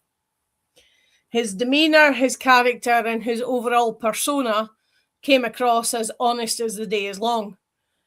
People often think the paranormal is a big joke, but the number of sightings in recent years has increased. There have been many other astonishing UFO cases which have been recorded above the Scottish skies, from small grey creatures spotted in a Fife wood to a hovering UFO which was photographed above Craiglusker Reservoir near Dunfermline. And that's before you even get to Bonnybridge, the site of many allegedly alien sightings and dubbed the UFO capital of the world. I think but even though Bonnybridge is right underneath the flight path of about 3 different airports. Yeah. You can't say it's the UFO capital of the world while Roswell exists. The thing is, with Roswell, right, they say, oh, aliens taken there and this happened and that happened and this, that and the other. If it really was such a secret alien base, you wouldn't be able to go on Google Earth, type in Roswell on there and see images of it. Mm-hmm. Because people like Richard Branson, Jeff Bezos, if they go on vacation, that area that they're in, if you look on Google Maps, the area they're in is blacked out. Yeah. So if someone like Richard Branson can do that. Up until recently, the local RAF base was blacked out on Google Maps. It's only recently that it started to appear. So and it's very, very blurry, but you can still see its runways. Yeah. So my thought is with Roswell, then if it's got aliens there and UFOs there and top secret this and top secret that, why could any Joe Blogs just go on their computer and bring up an image of it? Yeah. If it's so secret. It's like Roswell being the UFO capital of the world is a bit like Salem being the witch trial capital of the world. Yeah. It's just down to who's got the better PR man. And as we know, Roswell has a fantastic PR man. And we done witch trials a few months ago, and as you know, in Salem there was 25 people, 13 of which had died in prison waiting to go on trial. Yeah, and only 19 were executed. I don't think there's even that many executions. I think a lot of them were actually exonerated. Yeah. If I remember rightly. Whereas where I'm sitting, we killed 40. And we were a lot smaller than Roswell was. And if you look into Salem was. And if you look into it, Norwich City itself, there's allegedly over 600 that were killed. Not necessarily just for witchcraft, but insurrection and all that sort of thing. But there's over 600 talking killed. back to your husband and saying no to your husband. Yeah. Yeah. There was a case there of a woman that was due to give birth any day. Her husband came back with a load of his friends and expected all of them to have a bit of fun. She said no because she was due to give birth, and she was put on a pyre and burnt to death. Yeah. You know, you're not allowed to say no to your husband, regardless of what outlandish things he suggests. Yeah. Hello. No, Freddie's gone back to sleep. Okay. Freddie woke you up and now he's gone back to sleep. Yeah. Deaky woke me up at 4 o'clock in the morning by biting my nose because he wanted food the other day. I usually get this. Oh, you're lucky. And if I don't give her a reaction within the first 3, the claws come out. Deaky don't get me wrong, Deaky can be loving, but it's when I'm trying to sleep, he'll headbutt and he'll claw and she's learned if she goes with the claws, I just pull the duvet up like that. So if she goes softly and sits next to me and purrs, she gets a quicker reaction. Deaky's favourite trick is to wait until I have a cup of coffee in my hand, about to take a sip of it, and then he headbutts the cup, and I'll get covered in boiling hot coffee. So, the one case here, I'll bring it up. It'd be easy to do it on the same computer, but Antonio Villas-Boas. Story emerged during a UFO flap in Brazil. No witnesses, no physical evidence, sexualized narrative, fits later trope surprisingly early. Basically, he saw a UFO and had a red-headed alien force him into sex. A redhead? Yeah. Where was this? Brazil. Yeah, redheads are considered rather nice by the Brazilians. I don't know why he didn't send them to me. No, they're rarer in Brazil. Yeah. But apparently she was a redhead with Oriental features. Yeah. So, thanks, Elsa. I really wanted an image of your starfish. Thank you. If anyone that is watching wants to learn about the Antonio Villas-Boas case, just research, because I, to be honest, I can't be bothered to go for all of it. But basically, no, with the Asian features and red hair, my brain's just going to Wong Fu. Thanks for everything. But basically, UFO landed, and he was in a room, a female, human-looking thing with red hair, Oriental features came in, and they had sex. Now, to me, Brazil is, I'm assuming, all sorts of people. But I'm thinking it's a very Catholic country, Brazil, or a very religious country anyway. So to me, I've always thought of the cases that he basically had sex out of marriage and felt guilty, and it was a story he came up with. Yeah. That's always... It's Mardi Gras, and they really did look like that because it was Mardi Gras. Yeah, possibly. So, but no, it's funny. The Latin American couples ethos is entirely different to us. The woman is expected to be the housekeeper, the homemaker, the look after the kids. The husband goes off to work. Now, whether work is 2 miles down the road or on the other side of the friggin' planet, doesn't really matter as long as he's sending money home to the wife. Yeah. And it's considered entirely normal that while the husband's working away, he has a partner for playtime because the wife's too far away. Yeah. It's considered entirely normal. I can't get my head around that. I think the royals do that anyway, didn't they? Our royals do that. Right. A lot of the old style traditional Latin American countries are like that. The woman is the homemaker and the hubby's humping anything that moves. As long as he's sending money back home, it's fine. Yeah. It's really weird to us. But it's almost expected in the wee places that are away up in the mountains. It's almost expected. Yeah. And if it's not like that, there's something wrong with the guy. If he doesn't have a bit on the side, there's something wrong with him. He's ill. It's very, very strange. Yeah, I only know that because I've got a lot of friends that are from Bolivia and Peru and a few from Argentina as well. So I just can't get it in my head how that's normal. Nah. Because you always think of Latinas. It's like, you cheat on somebody who's got a Latina girlfriend, you expect to get your teeth back in the post, Yeah. Yeah. I don't know. I know it's a bit of a cliche, really, but it is true what some say is, why would an alien race travel a minimum of 120,000 light years just to come down to Earth and take Bob, that's having a date with his sister, in a backcountry lane, onto a spaceship to put a finger up her ass? It's cliche. if aliens, I almost believe the ones that say they're taken aboard and they have samples taken of their sperm or their eggs, whether it's male or female. I almost believe them more because I can see there's an end game behind that kind of thing.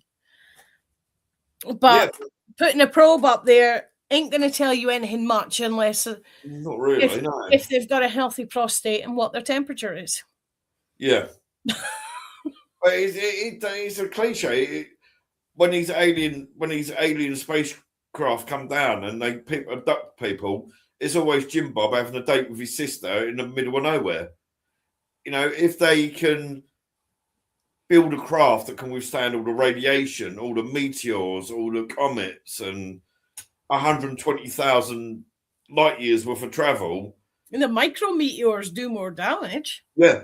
To get to Earth, why would they go to? Wouldn't they go? Do you know what? I'm going to hover above Buckingham Palace, or I'm going to hover above the White House, or something. I'd be hovering above the proton accelerator and take some of them brains because they're brains that actually would be interesting to look at. Not Billy Bob Thorndike and his half sister, who's his wife. No, I just don't get it. You know, it don't. There's got to be alien life out there. There's got to be, because there has to be. There's too many points of light in the sky, and if you think each one of them points of light is a sun, or at least something that's on its way to being a sun, how many planets have they all got round them? Yeah, there's far too many out there for us to be the only ones. At the moment, you can actually go on YouTube, and they've got a camera. Telescope focused on Betelgeuse, and they're filming it live. Yeah, because they're expecting it to go nova soon, aren't they? Yeah. Which will be a shame. No more Betelgeuse. No. You'll have to stick with the movie version. That means no more Ryan's belt, Ryan either. Mm-hmm. So yeah, because his belt will fall off. Yeah. As long as they don't. You still have his stroop, though. If you look closely at Ryan's belt, you can see his stroop hanging down from the belt. Now, I don't know. It's all of them out there. It's like Betelgeuse, for instance. You don't know how many. Nobody knows how many planets are around that. If there may not be, but likelihood, from what physics say, pretty much every sun, whether it's a yellow sun, a white sun, red sun, or whatever, do have some form of planet around them. Even if it is just a gas giant can still do some pretty serious damage. Yeah. So there's got to be something. There's got to be something out there. You can't say there's literally nothing out there whatsoever, because they estimate that there's, just in our galaxy alone, there's more suns or stars. Why are they called stars when they're actually suns? I've never understood that. But there's more stars in our galaxy alone than there is individual grains of sand on the whole planet. Yeah. So there's got to be life out there. But I can't see the logic that they'd be coming here. Yeah. We're inferior. We're not even one on the Kardashev scale. For a start, we're warlike, we're greedy, we're selfish, we have a very short lifespan. I can't see why they would visit when there's so many other different. You think if, like, in our galaxy alone, there's more stars than there is grains of sand. And if each one of them stars only has, like what we have, 8 planets around it. Yeah. That's trillions of planets. So there's got to be something there. Vast majority of it is probably microbial. When you look at life on Earth, microbial is more successful. Yes. What kills off the people? Yeah. And you think they've done the experiments with the tardigrades. They've put them in boiling water. They've put them in outer space. Yeah. They literally killed Basically them. stuck them in a bag, sellotape. Well, not sellotape, but stuck them in a bag, sellotape to the side of the shuttle, and they still came back alive. Yeah. So there is the stuff. I can't see why they'd visit. Is it just that humans inherently are That egotistical. egotistical? I think so. You Sorry, know, I'm keeping Madam distracted at the same time. what's that? A goldfish? Laser pointer. Oh, yeah. Deaky loves his laser pointer. I don't know what I've actually done with it. I lost it, but why would they? You know. Oh yeah. Why Deaky's one? You can turn the end of it, and it goes into a little red mouse. I've got different attachments for her one. You've got a mouse, a tortoise, a butterfly. Yeah. But at the moment, I'm just using the dot. Deaky's got that, but there's an adapter, so you just turn the dial on it. She's not wise and just tried to nick the bag. Oh, bless her. But yeah, no, there's got to be life up there, but I can't see what benefit it would be for aliens to come to Earth. If you're travelling, it's like if you're coming down, say for instance, you came from Scotland all the way down to Essex, you wouldn't knock on the door and just go, I just wanted to say hello, and then go straight back to Scotland. You'd at least want to come in for a cup of coffee and a chat. Mm-hmm. You wouldn't just knock on the door and then leave again, would you? No, which exactly. in essence is what these so-called alien visitations are. They'll fly down from. They have done something that random back when you could get a flight from Inverness to Bristol for £9. Mm. I asked my friend in Bristol what she was planning for the afternoon, and she said coffee, cake, and the telly. 1 o'clock in the afternoon, I knocked on her door, and she's like, flights were £9 each way. Yeah, it's cheaper than a taxi from Asda. Yeah. Yeah. So Well, yeah, I what? literally just went in and joined her for coffee and a cake, and then I got a flight home. Even if the nearest planet that had alien life on it, and I don't mean these greys because greys became more popular. I looked it up. Greys became more popular in around about 1962. The Grey Image became more popular, and then obviously in the 70s with Steven Spielberg. With Close Encounters, particularly with the little ones doing the work and the big leggy one doing the communication. That's definitely Close Encounters, the director's ending. And if you go on the internet now and look up UFO encounters and what the aliens look like, that's what you'd say. Mm-hmm. You know, and I can't see that. If that's what every single planet of alien race looks like, and they do look like the alien greys as they see it, why don't we on Earth look like that? Yeah, but if you listen to all the theorists, you've got the David Icke people, the lizard people. You've got the Nordics, which absolutely makes sense. We have Nordic people on this planet, so why not on others? You know? And the Nordics do apparently look rather like Nordic people from this planet. And then you've got the Greys. And there's a weird blue one as well, which is kind of not quite reptile, but not quite bipedal. But have you noticed that the reptilian ones became more popular recently? And there were two, actually, I think it was MIT, but it might have been Yale.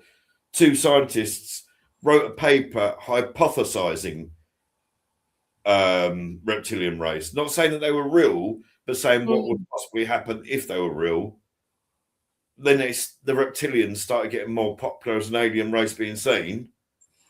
And then the episode, I think it was Silent Earth of Doctor Who, because they named the paperwork the Silurian hypothesis, and the Silurians are Doctor Who characters.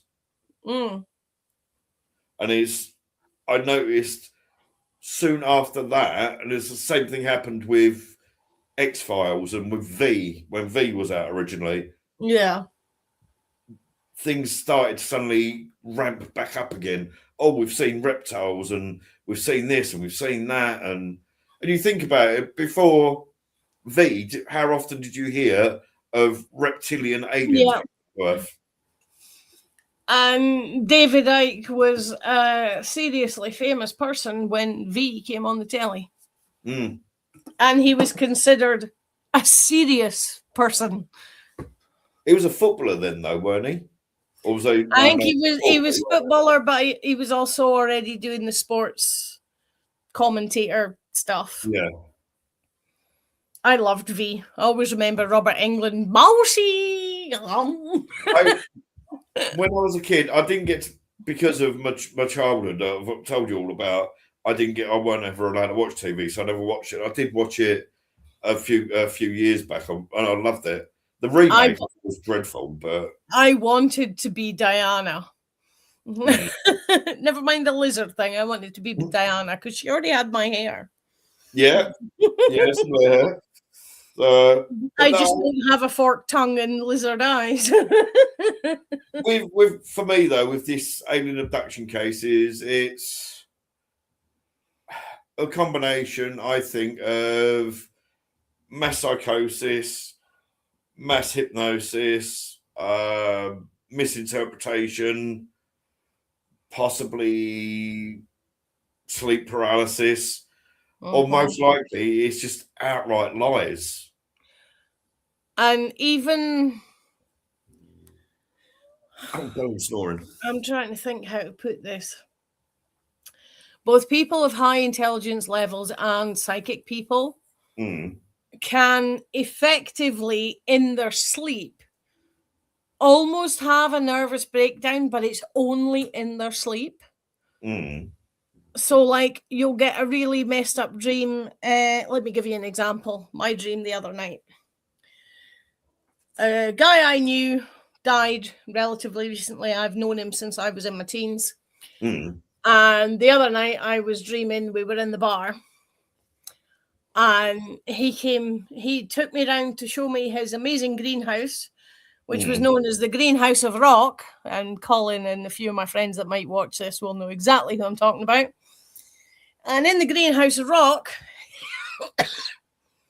he had a World War I helmet that had a bullet hole in, but didn't have an exit hole. Oh, okay. Yeah. And there was all this weird crusty stuff on the inside of the helmet, which was just really cool because I spent half my life wandering around a medieval graveyard, for Christ's sake, you know. That's just the day job. Yeah. And we'd been looking at that and somebody moved it, but somebody that moved it put it on top of a cross. And that made the crusty stuff undry. Yeah. And it dripped onto a petrol can, and later on the Greenhouse of Rock exploded with my friend inside it. Yeah. It was the whole dream was put across to me as a way of explaining a mysterious death. Yeah. But when this guy died, it wasn't a mysterious death. We all know how it happened. But this weird dream came, but through the dream, I had the grief of losing him again. Yeah. We had the laugh and the giggles when we were all sitting in the pub having a blether and whatnot, and they were all taking the piss out of me sitting there with my cup of coffee. So you went through all the emotions you can think of going through in a friendship. Sorry, Bella's just dropped her guts again. So you went through all the emotions you can think you would ever go through in a friendship, including the grief of them dying again. And it feels like it took about 3 years. But I'd only been asleep for 15 minutes. But when I woke up, I was completely trashed. Yeah. And then half an hour later, I'd forgotten about it. And I think it's your brain's way of going through leftover emotions that's hanging about. Yeah. Just to go, right, they're done with, we can stick them in a cupboard now. God, I don't need to explain some of my dreams I get then. It's one of the things I used to do as a wee money-making scheme when I was at college, was just dream translation. So I had a weird, must have been Sunday or Monday, I had a weird dream that I was in college and somebody had pissed me off, and I was walking around biting the throats out of people's windpipes out and spitting them into the palms of their hands. So they can't talk, which means they can't pick on you. I don't know. It might have been something I've been watching or something I'd eaten. Talking of eating, hopefully Joe's feeling all right. It could be a blend of everything. So overall, what are your actual thoughts? Me personally, I think UFOs, like I said, it's either hysteria, misinterpretation, sleep paralysis, or just outright lying to get attention. I think the majority, again, if you discount the liars, which to me is probably 99% of them. Well, see, I would give the benefit of the doubt and say 30-40%.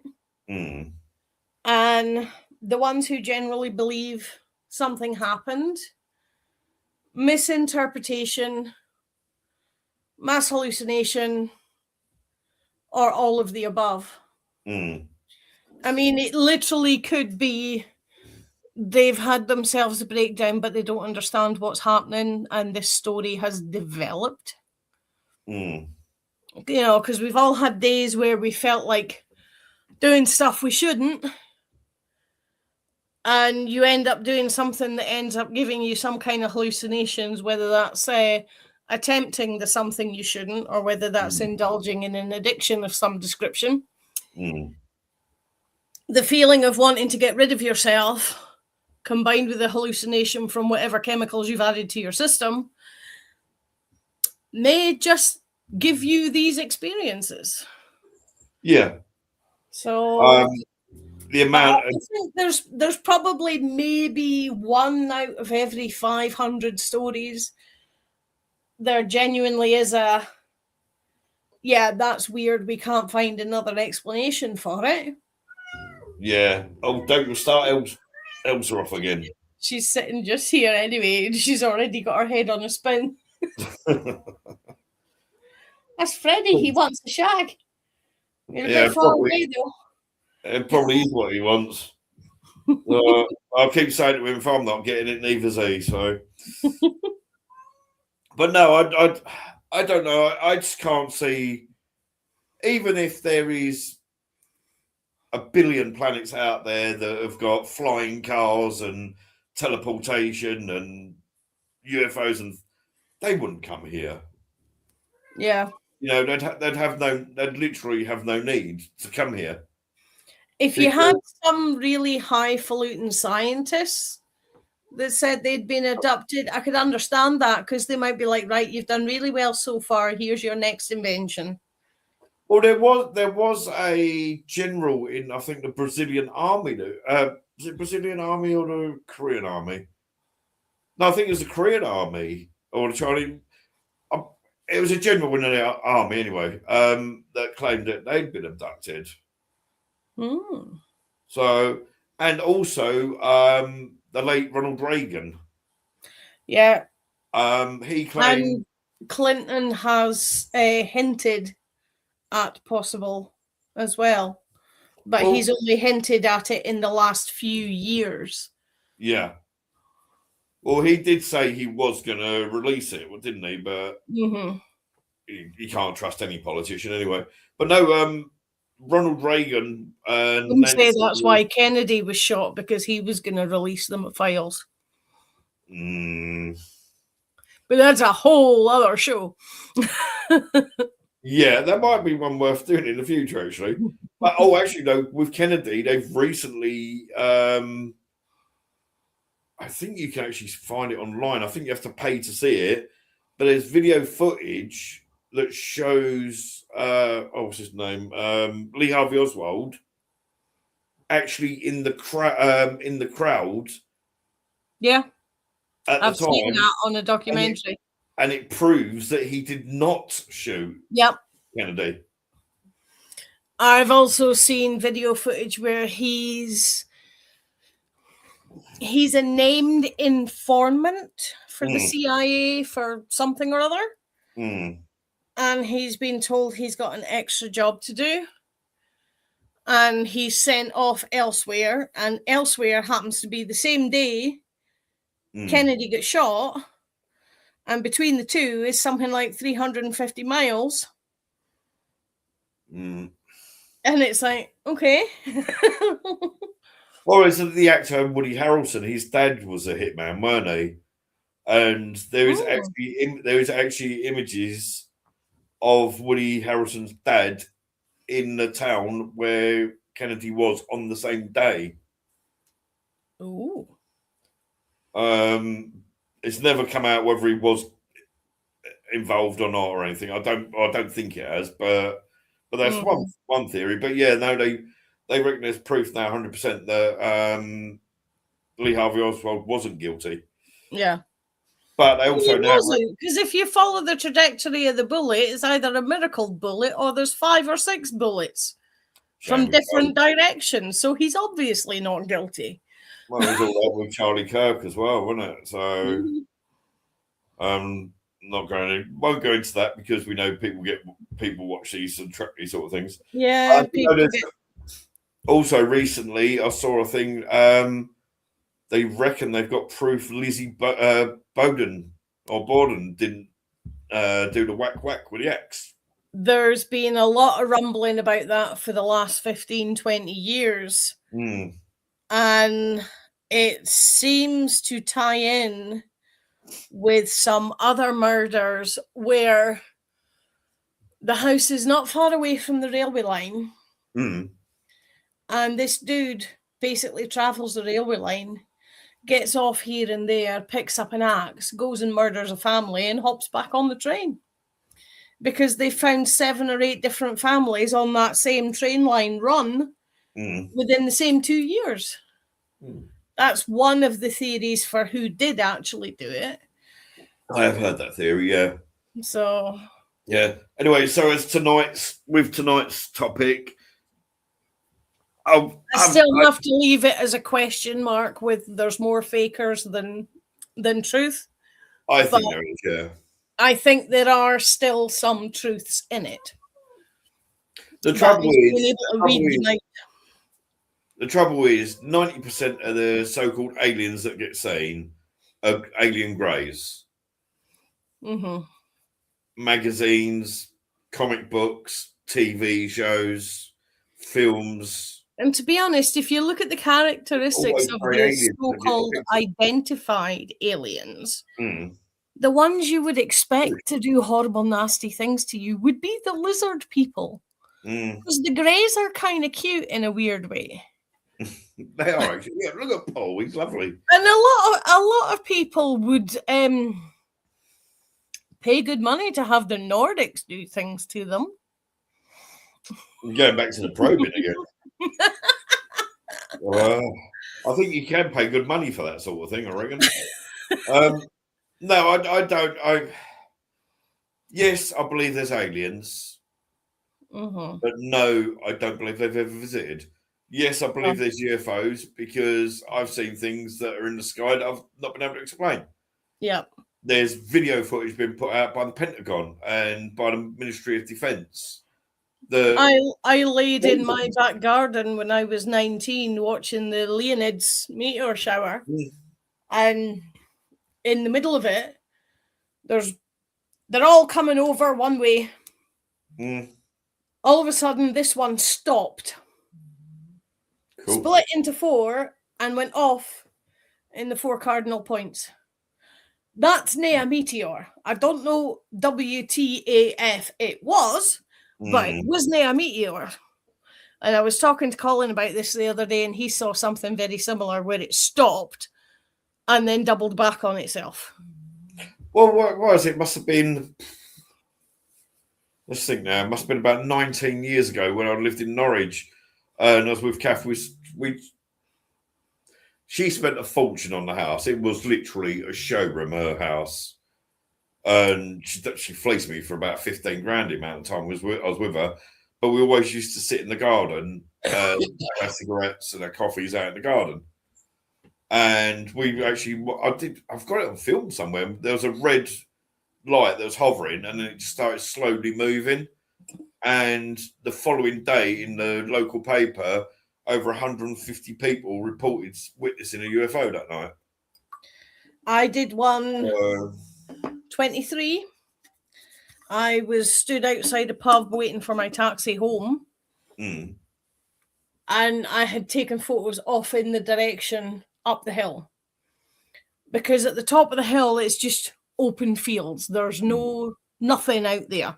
Yeah. Cows, sheep, pigs, not a lot else. Yeah. And I'm doing a Facebook Live, and I'm like, yeah, it's a bonny night. It's a bonny night. And it's like, can anybody else see that green light up there? It's been in the same position for 15 minutes. It's too high to be an aerial, and it's the wrong color to be an aerial. What is it? How is it in the same position for 15 minutes? Can anybody else see it? And I actually zoomed in on the phone.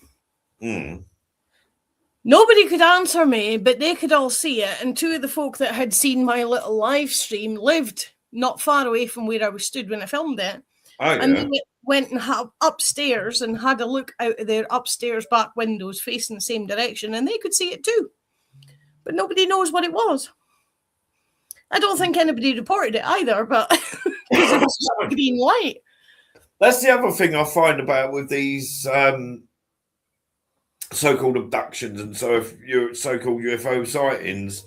They'll go, oh yeah, and this craft had it was flashing white, red, and green, and white, red, and green, and yeah, it's an aeroplane. It's an aeroplane, love. You know, I'll tell you the weirdest one we had on land rather than in the sky. Myself and my pal Andy had been out at Banff for a gig, which is like an hour and 20 minutes from me in the car. And we're coming west to come home. So we're coming along towards Inverness, well, facing Inverness direction in general. And every so often, there's this white flash coming up from the surface of the earth, coming up into the sky, and it's lighting up the sky, and it's every so often, and I'm like, can you see that? And of course, he's driving. Yeah. And he's like, yeah, I've seen it a few times. And I'm like, have you got a dash cam? No. And I'm like, well, it's too far away for me to pick it up on my phone cam because I had a rubbish one at that point. Yeah. The whole time that we were driving, the whole hour and 10, hour and 20 we were driving, you saw this thing. You count to 25, flash. Count to 25, for the whole journey. Expecting, now we're a bit closer to RAF Lossy and what was RAF Kinloss at the time, thinking, oh, it'll be a lot closer now. No, it's still off at the horizon. Yeah. Put in the Aurora Watchers chat, put message in the local astronomers chat. Nobody else saw it, just us two. Weird. And it's like, we saw it from an hour and 20 minutes away. And for the full duration of the video, of the drive, how can nobody else have seen it? Yeah. And another one, going through a town, again, coming back. Coming back from Banff again, and we were going through just the outskirts of Banff. And there's a bit where you go across a little bridge and you're facing the whole town, and the town's all uphill from where you are. And there was a massive red flash in one of the streets, and we're like, "Oh shit, is that an explosion? Let's go see if we need to help them." We drove down every street in that town, and there was no sign of this big red flash. But it had been at street level to the point where we thought somebody's gas main had ruptured. Yeah, yeah. But there was nothing. Weird. So if you're out and it's dark, keep your eyes open. It's not just up in the air. You'll see oddities all over the place. See, despite the fact that I don't believe aliens, I will. After this, once I've made a coffee and I've got to bed, I probably will watch a UFO documentary, or if it's not that, it'll be a science program about what they do to try and find life on other planets. But you said about that, it just reminded me when CJ's 13 this year. He must have been about 3. So it would have been about 3. Yeah, it was about 3 when my nan died. Mm-hmm. She had quite severe dementia, and my granddad chose to have her at home and look after her for the last few years. Mm-hmm. Well, he had a hospital bed brought in. She was slept in the front room in this hospital bed. We went round to see her, and we only had CJ at the time. Heidi was pregnant. I think Heidi was pregnant with Harry. We went round there, and he sat on the bed, on her bed with her. And even to this day, he still calls her nanny in the bed.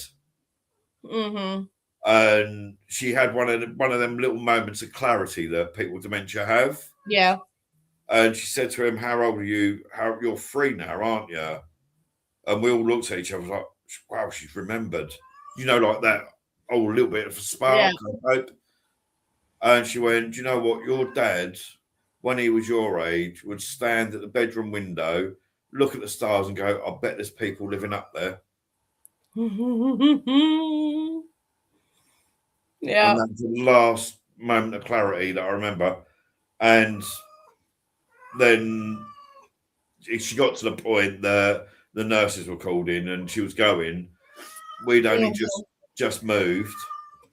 Heidi was very close to giving birth, so I didn't get the chance to go and get the chance. I got to see her in the chapel of rest anyway. Yeah. I didn't get to go and see her just before that. And I went and sat out in the garden to have a cigarette because I was getting stressed. And Heidi came walking at the door and went, "I know she's gone, hasn't she?" And she went, "Yeah, your mum's just called." And literally, as she said that, a butterfly landed on my hand.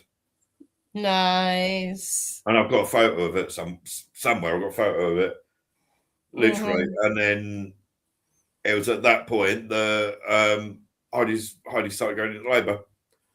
On the day of the funeral was the day Harry was born. Ah. So 1 out, 1 in. Yeah, that's what they say. Anyway, been fantastic. I don't know what people's thoughts are on some of the topics that ones we've brought up. Yeah, drop us some comments, folks. Even if you're watching this after the fact. Yeah, definitely. Some comments on your thoughts and feelings on this. And like and subscribe. This was all a bit manic because we was all meant to be doing it, and then Ian's had to work, and they're all dropping like flies. Dropping a fly, it's like I don't know what it's like up in your end, but there's like a fluey type bug going around here. And it's a stomach flu up here. There's a lot of folk going down there. Hell of a lot of them going about. Heidi and all 3 kids have got it. They had a week off school. CJ went into school today. He braved it to go into school, and he only made it until about 1 o'clock, and he had to be called in. Was that Perry? Very interesting discussion tonight. Cheers, folks. You're welcome, Perry. I completely lost thread of what I was going to say now. Everybody being poorly. Yeah, unfortunately, Ian's had to work. Joe's got he's eaten something dodgy. He's had a dodgy curry or something, and he's probably given himself food poisoning. Tracy said, hopefully, they're obviously with their son. I won't say what, obviously, because it's their business and personal life. It's not my place to say, but with everything that's going on there, hopefully, she said she'll be back in February. Ian's working. We was going to have the lovely Eileen. She wanted to jump back on with us. I thought, being as it was only going to be me, you, and Joe, get Eileen in. Then, literally half hour before, her neighbour had a medical emergency and she had to help. So it's all been in. You had your interview today as well. So I've been gardening. It was that close to not happening. But that shows what dedication we've got to our followers. Yep. Right. Cole's gone. Bloody God, I need to keep these on. Nice one tonight, folks. Catch you next time. Next time, what about? Because we ain't got the talk in chat to clarify it. I'm toying with AI and the destruction of the paranormal investigation. AI and the destruction of pretty much everything, music, art. Yeah. Yeah. It's yeah. Maybe not that one then. 'Cause I honestly think James Cameron Music, art, conversation, paranormal investigation. It's yeah. gonna kill everything.